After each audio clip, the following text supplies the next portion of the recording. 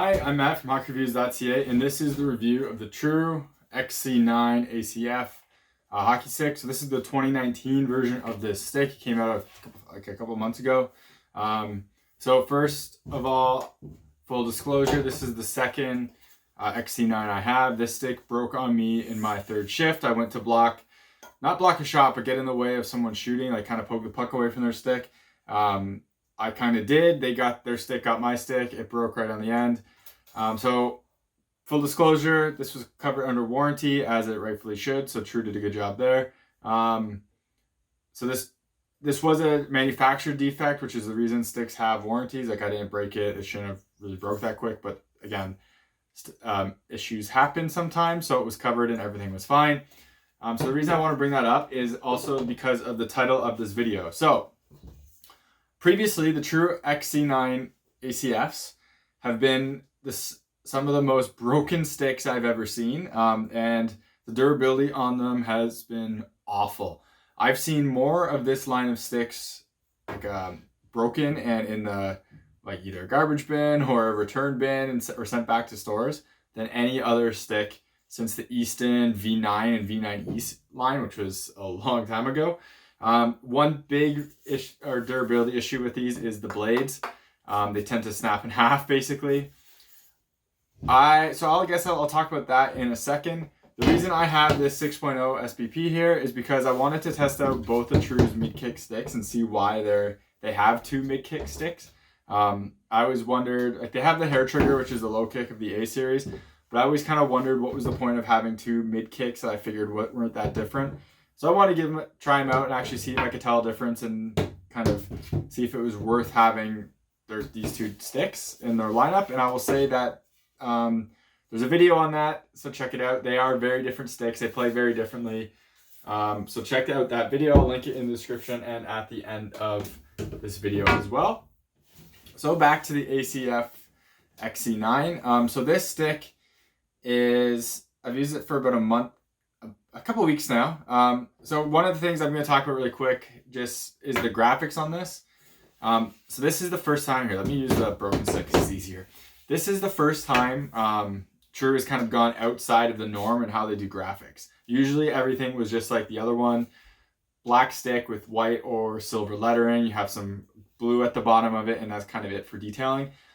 I liked their understatedness. It made it really obvious what brand they were using, and I thought it was really a kind of classy and minimalistic. Going to a more graphic-oriented approach makes sense to me. The reason being, it was really hard to tell which True stick people were using. And when I can't tell what stick someone's using without looking at the tiny little lettering on it, it means that people won't see the newest and greatest and think they want it, or think the previous versions are new and don't have like that need to do it. That's why companies always come out with new graphics all the time and update them, so people will have the urge to want a new want that new thing. True did a big change on this with their kind of blue accents on the top and going through to the kind of black True kind of out in the outline. Like the inline. The outline makes up the outside of the letters, which as you can see kind of right there. There's a term for that. I don't remember what it is. I'm a huge fan of this look. I still think this is a very classy looking stick, but the blue does really pop, so that is really nice, and that they added that. One thing though is the blue does get covered when you use tape or something to actually cover up here.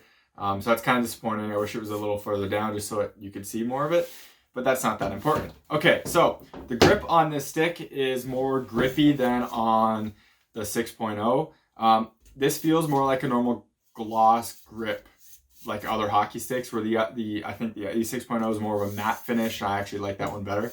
But this one is a much grippier feel and more traditional in terms of hockey sense, or like your hockey stick sense. I feel it's pretty close to that. There's nothing totally interesting about the shaft shape or the shaft in my eyes. Just you have rounded corners, but it's not like super convex shaft or anything like that. It just feels like a normal hockey stick shaft to me. Nothing out of the ordinary. Now, the big thing about this stick is its blade. So the blade is the X-Core blade, which you can kind of see right there. The idea is there's a plastic insert to dampen the puck feel to make this an excellent feeling stick for passing, stick handling. So it dampens that blade so it's less pingy, and so you can feel the puck better on it. I definitely found that to be the case. Now, I like more pingy blades and I like stiff blades. I find with a stiffer and pingier blade, I really know where the puck is all the time, and I like it better for shooting as well. With that said, I really enjoyed my time with this stick, and I wish I didn't promise it to another, like one of my friends or one of my teammates, because I kind of didn't want to take my hands off it. I really enjoyed it that much. I felt my passing with this stick was excellent. My stick handling was very good. The balance of it is very good as well. This is not a light stick. So you're starting to see companies like Warrior and Bauer go into the sub, well, Sherwood has been too, in the sub 400 gram range. Warrior's newest one's like 360 or something, the Phantom. This is like a 440 or 430 gram stick. It's not light. With that said, you don't feel the weight in your hands. You definitely, if I go to a lighter stick, I have a stick I did a video on that is about 300, or it's sub 380 grams. You definitely notice going back and forth, you can feel it, but you don't notice it in a negative way on the True. And what I mean by that is the balance of it is really well. The swing, True always talks about swing weights, where it's the balance of the stick and how it works when you shoot. It never felt cumbersome in any way. And it felt really, really well balanced. So I'll give them huge props for that. But it is harder to get that kind of marketing thing down because they don't have that sub 400 gram stick. But I don't really see that as an issue, to be totally honest. Like I mentioned, passing with this stick was phenomenal. Stick handling was great. My shooting with it was not quite as good as it's like the A6.0. And it's not quite the top tier of sticks that I've used. But I feel that it definitely did play true to flex, which was 85. My slap shots with this were very good though. So that's kind of where at the 6.0 I had worse slap shots. This one I definitely had better slap shots, but my shots didn't have that pop off them. But my passing and everything, my long stretch passes were great with this stick, and I was a really big fan of it. From what I've seen so far with the people who have bought this stick and just people using it, I haven't seen many broken. Now, yes, you have this one right here, but I do believe that was just a manufacturing defect. So I think True made some very good strides on this to actually improve durability on it. One thing that I've heard of in the past is the top end Trues weren't the most durable sticks out there.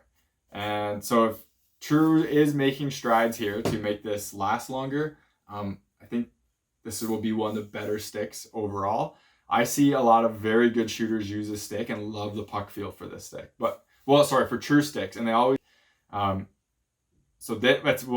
curious to see how this line actually does.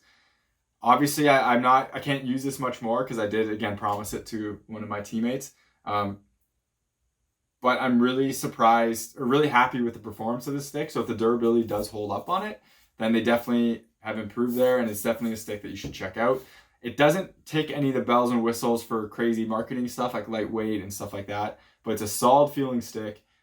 It's dampened puck feel, so if that's what you're looking for. And I haven't seen blades on these kind of spread apart like I've seen the old ones crack in half, but I haven't really seen the toes and blades explode on it, which it does on the more dampened CCM stick. So that's a nice thing that they got going there for that.